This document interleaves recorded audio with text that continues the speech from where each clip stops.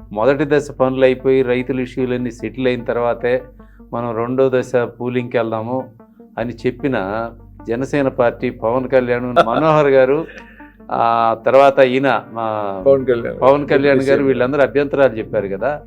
మరి ఈసారి మరి ఇది దీనికి ఒప్పేసుకున్నట్టున్నారు. ఏంటి అడ్జస్ట్మెంట్ జరిగిపోయినాయి వాళ్ళ అంటే ఇంటర్నల్గా అందరూ ఒక ఏకాభిప్రాయానికి వచ్చేసారా?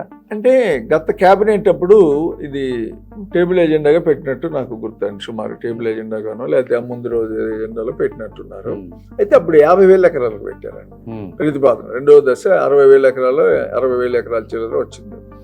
అప్పుడు ఒక 2 రోజుల ముందు ఏం జరిగిందంటే రైతులు వివిధ గ్రామాల్లో తెలుగుదేశం మంత్రులతో పాటు నారాయణ గారు, ఇతర మంత్రులతో పాటు ఎమ్మెల్యే గారు శ్రావణ్ గారితో పాటు సివిల్ సప్లైస్ మినిస్టర్గా నాదెళ్ల మన జిల్లా మంత్రిగా ఆయన కూడా తిరిగారండి. కొన్ని గ్రామాలు వెళ్ళారు, అప్పచెప్పారు, గవర్నమెంట్ అప్పచెప్పింది, వాళ్ళు వెళ్ళారు, మనకు తెలియదు.